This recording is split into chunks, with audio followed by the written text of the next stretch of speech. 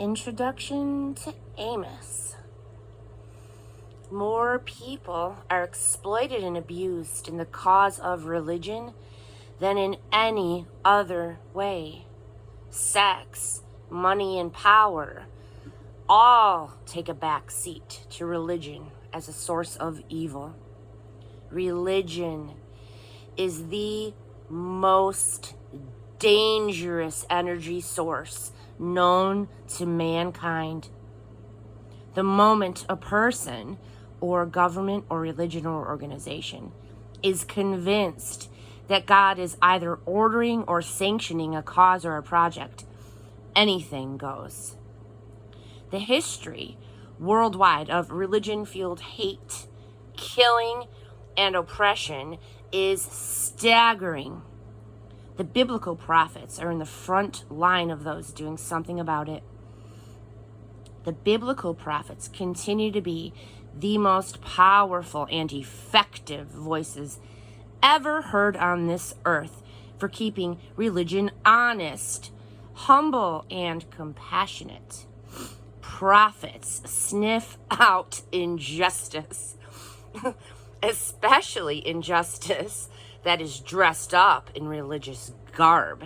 They sniff it out a mile away.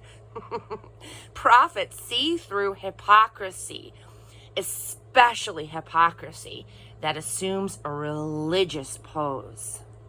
Prophets are not impressed by position or power or authority. They are not taken in by numbers, size, or appearances of success.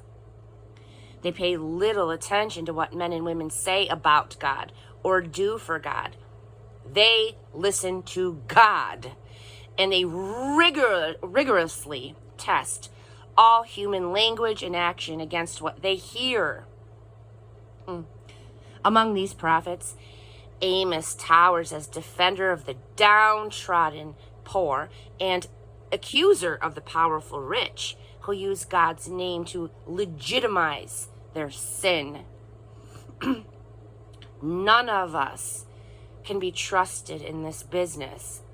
If we pray and worship God and associate with others who likewise pray and worship God, we absolutely must keep company with these biblical prophets. We are required to submit all of our words and acts to their passionate scrutiny to prevent the perversion of our religion into something self-serving. A spiritual life that doesn't give a large place to the prophet-articulated justice will end up making us worse instead of better, separating us from God's ways instead of drawing us into them. Who's this from? Amos was in the livestock and feed business down in Judah, the southern kingdom. He didn't belong to any of the communities of prophets who lived and prayed together.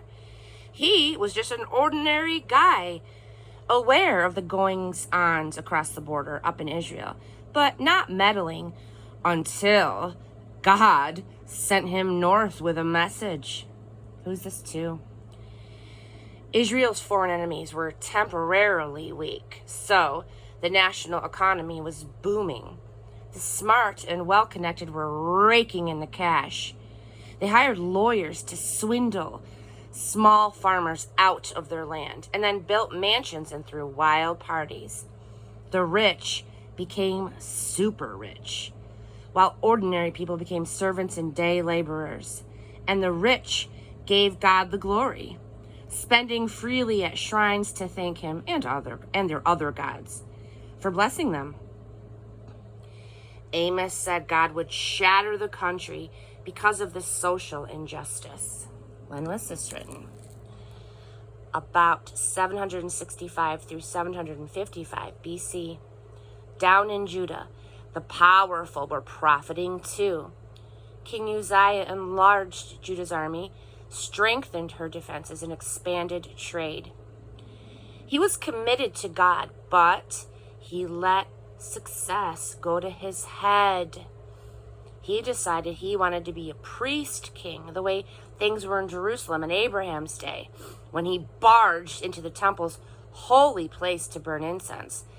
God smacked him with leprosy, and he had to put the government into his son's hands while he slowly died of the disease.